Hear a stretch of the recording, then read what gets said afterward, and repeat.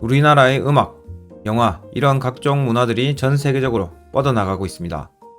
거기 맞춰서 우리나라의 고유 음식, 여기도 전 세계 사람들이 관심을 가지죠. 그런 트렌드에 맞는 투자를 하려면 이 기업을 한번 보고 가야 됩니다. 거기 앞서서 이거 봅시다. 자, 이런 높은 산을 등산한다. 이 산은 길이 없어서 아무도 올라간 적이 없는 산입니다. 그리고 주식 투자하기 전에 게임도 한번 해봅시다. 플레이스테이션 극악의 난이도 어려운 게임 베스트 10. 그리고 이 비행기 게임 있죠. 비행기 게임 피할 틈도 없는 이 화면을 보시고 계십니다. 이렇게 산과 게임 등 대부분 사람들이 어렵다 하거나 불가능하다고 여기는 것들, 그럼 이것들이 참말로 불가능한 것입니까? 그 답은 해낸 사람이 있나 없나 여기로 알 수 있죠. 저 어려운 게임, 어려운 산 정복한 사람이 있습니다. 참말로요? 에베레스트 산, 그리고 극악 난이도 게임 끝냈다고 종종 우린 뉴스에서 볼 수 있습니다. 그게 답이죠. 그렇게 된 이상 저건 불가능한 게 아닙니다. 주식시장에는 이런 사람들이 있어요. 국내 주식시장은 썩었다, 국장이라 하더라고요. 미장, 미국 주식은 좋다, 전 세계에 돈이 모이기 때문이다. 국내 시장은 특히 뭐뭐가 썩었고 그래서 국장은 답이 없다, 이런 말을 많이 합니다. 그럼 이게 우리나라 국내 시장 투자하면 절대 안 되는 것인가? 주식시장을 이야기하는 사람들 보면요, 그 사람들의 특징은 대부분 99%가 주식에서 돈을 잃죠. 이렇게 산을 오르지도 못한 99%가 우리나라 주식시장을 평가하고 정의합니다. 국내 주식시장은 뭐뭐 때문에 썩었다고요. 어느날 갑자기 내가 테트리스 세계 기록을 세우고 싶은 마음이 생겼습니다. 인류 첫 테트리스 끝판 정복 13세 미국 소년이 있다고 합니다. 그래서 나도 테트리스 끝판 정복하고 싶으면 누구한테 배워야 됩니까? 당연히 끝판 넘긴 사람한테 배워야겠죠? 뭔가를 우리가 해내려고 합니다. 실패한 99%의 말을 들어야 됩니까? 아니면 성공한 1%의 말을 들어야 됩니까? 내가 뭐 해보니까 절대 안 된다, 이렇게 스스로 뭔가의 한계를 정의해야 한다. 그렇게 정의하는 거는요, 세상에서 나보다 똑똑하고 잘난 사람이 없다, 이 말하고 똑같다고 생각합니다. 왜 내가 안 된다고 이건 절대 안 된다 스스로 정의합니까? 20살 때까지 똑똑한 사람 있어요. 공부 잘해서 서울대나 카이스트 갔겠죠. 근데 20살 때까지 그저 그랬습니다. 근데 그 이후로부터 겸손한 자세로 죽을 때까지 배우려는 그런 사람이 있어요. 누가 과연 시간이 지나면서 더 똑똑해질까요? 처음부터 똑똑한 사람은 자기 자만에 빠지기 쉽습니다. 그래서 모든 걸 자기 기준으로 판단해버리죠.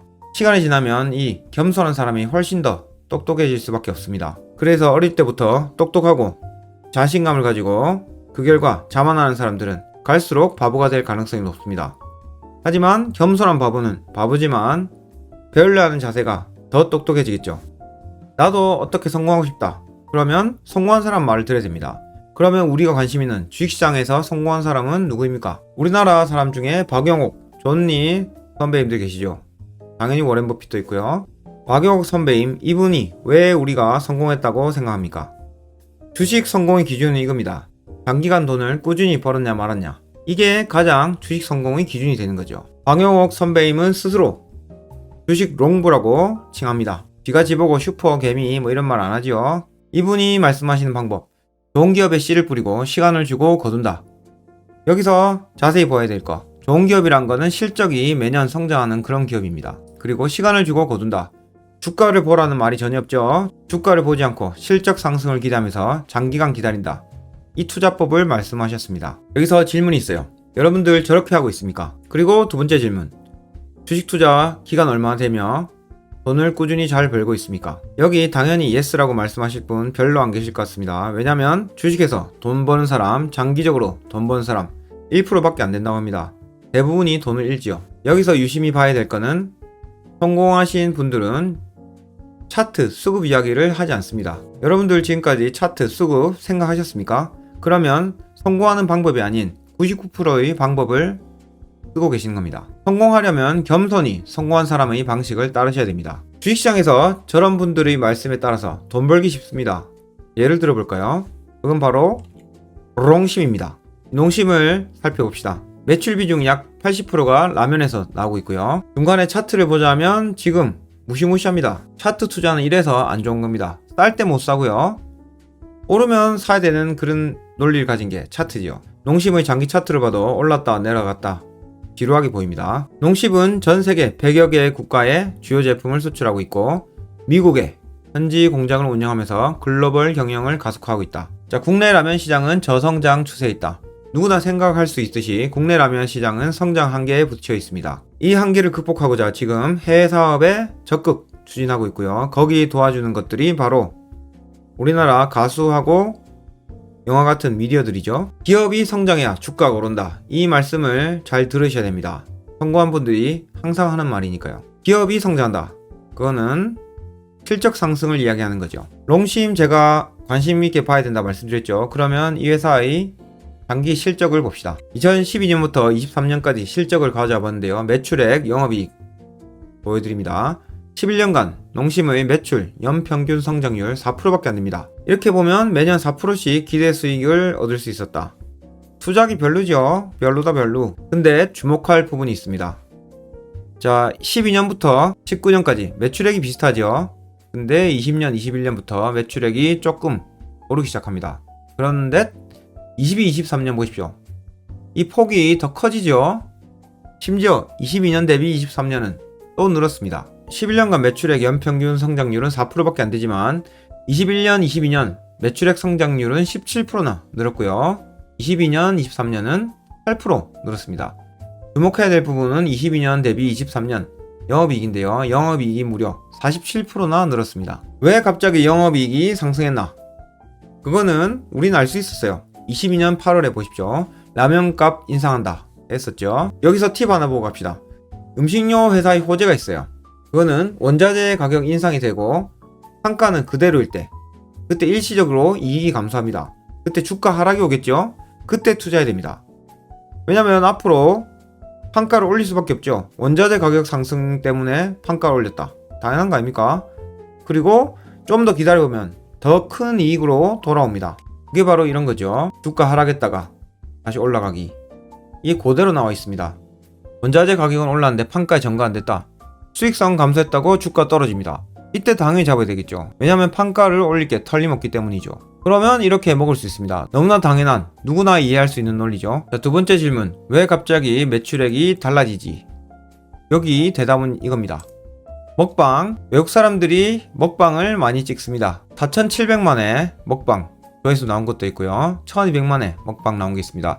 여기서 보셔야 될 거는 먹방이라고 한글을 그대로 사용하면서 외국 사람들이 컨텐츠를 만들고 있다는 거죠. 한국 문화의 세계화, 연예인들의 라면 먹는 모습, 이런 것들을 보고 외국 사람들도 자기들도 해본다 이겁니다. 이렇게 하다가 우리나라의 음식에 맛들리게 되는 거죠. 그 결과 농심의 북미 점유율이 상승하고 있습니다. 원래 농심보다 잘 나가던 니신 회사 미국에서 농심한테 점유율 추월당했습니다. 이게 K 컨텐츠 덕분이죠. 보시면 점유율 추세가 점점 상승하고 있습니다. 이 점유율 추세 상승, 이거는 다 이유가 있죠. 연예인들이 먹는 거 보고 신기해서 한번 호기심으로 맛봅니다. 근데 맛이 별로예요. 그렇게 되면 어떻게 되겠습니까? 이 추세 상승이 꺾이겠죠. 근데 꾸준하게 추세가 올라가고 있습니다. 그렇게 되면 어때요? 신라면만의 충성 고객들이 증가하게 되겠죠. 이게 바로 진입장벽으로 작용합니다. 신라면, 새우깡, 그 고유의 맛이 있죠.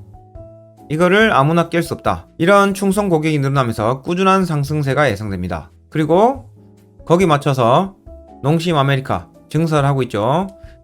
58기 대비 60기 이렇게 계속적으로 공장 캐파를 늘리고 있습니다. 농심의 이 기여도 가장 높은 국가가 우리나라고요. 두 번째는 미국입니다. 미국 시장, 농심의 아주 중요한 국가죠. 실제로 중국은 라면 소비는 많지만 우리나라가 크게 작용 못하고 있습니다. 자, 여기서 소재 가격을 한번 봅시다. 소맥 팜유 있죠. 이 가격들이 전쟁 나고 나서 한 보따리 늘었다가 다시 제자리 찾았습니다. 오히려 더 떨어졌죠. 그래서 정부가 가격 인하를 압박했습니다. 그래서 새우깡 가격이 내렸죠. 정부의 압박 때문에 새우깡 가격을 일시적으로 내렸다. 경기 나중에 좋아지면 인상한 거 다시 돌리겠죠. 오히려 더 인상시킬 겁니다. 그 근거가 있어요. 한국 라면 시장 규모 보세요. 라면 시장은 포악입니다. 근데 어떻게 매출이 이렇게 늘어날까요? 그거는 라면의 판가를 꾸준히 올려왔기 때문입니다. 여기서 말씀드리고자 하는 거는 음식료 가격은 꾸준히 오른다. 왜냐면 물가가 오르기 때문이죠. 여기서 신라면 압도적인 시장 점유율 보실 수 있을 겁니다. 이 큰 변화가 없죠. 이게 바로 이 고유의 맛을 아는 사람들의 꾸준한 소비입니다. 투자할 때 가장 중요하게 생각해야 될 부분, 진입장벽, 그게 작용한다. 알 수 있는 그래프입니다. 라면 시장 트렌드, 전 세계적으로 점점 소비가 많아지고 있다. 자, 올해 전망 봅시다. 24년 북미 캐파 1,500억 추가됩니다. 이건 23년 증설된 부분이고요. 작년 판가 인해서 원가 부담이 됐는데 그게 좀 더 완화될 거다. 올해부터 점진적으로 개선될 전망입니다. 또 미국 제2공장 1개 라인이 증설 완료될 예정입니다. 600억 캐파 정도. 마지막으로 25년 미국 제3공장도 증설 검토 중에 있죠. 근데 여기서 보시면 1500억, 600억 증설하죠. 사실상 이게 크게 보이지만 별게 아닙니다. 농심 작년 매출 보십시오. 3조 4천억입니다. 이 두 개 합하면 2천억 정도 되죠. 이렇게 되면 매출이 작년 대비 5에서 6% 정도밖에 늘어나는 효과 정도밖에 안 되죠. 그렇지만 이 트렌드 그거를 우리가 생각해 봐야 됩니다. 농심 해외 매출 비중 추이 계속 늘어나고 있죠. 근데 음식료 기업 농심에 대해서 잠시 봅시다. 매출액이 무슨 일이 있던 간에 계속 꾸준하죠. 그리고 조금씩 올라갑니다. 이거는 바로 음식의 선호도 때문입니다. 우리나라 사람 김치 안 먹으면 안 되죠. 그런 것처럼 음식료 기업에 투자하는 것은 아주 안정적인 투자가 되는 거죠. 내가 사 먹게 되면 그게 결과로 나오는 겁니다. 이렇게 음식료 회사는 경기를 타지 않는다. 이런 회사에 투자하는 방법 쉬워요. 누구나 돈 벌 수 있는 방법. 폭락은 기회입니다. 농심 월봉 한번 봅시다. 여기서 보시는 바와 같이 주가는 들락날락하지만 떨어져서 안 좋게 보일 때마다 사면 좋지요.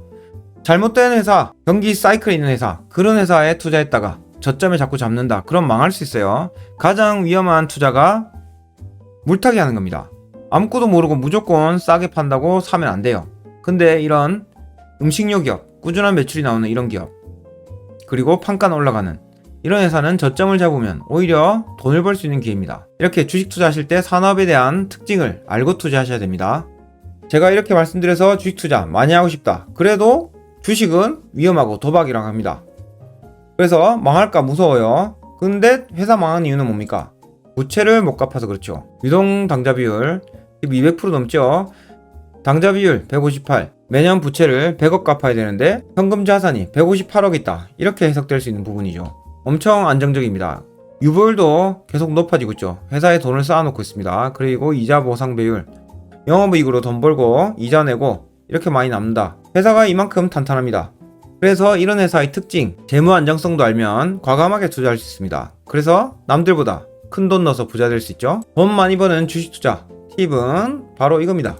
폭풍우 치는 주식시장을 빠져나가려 하는 부한 애동자들, 일반인들이죠. 이 사람들이 내던진 주식, 바로 이런 폭락을 이야기하는 겁니다. 이때는 오히려 좋은 주식을 싸게 살 수 있는 기회다. 폭락 때 부자가 나옵니다.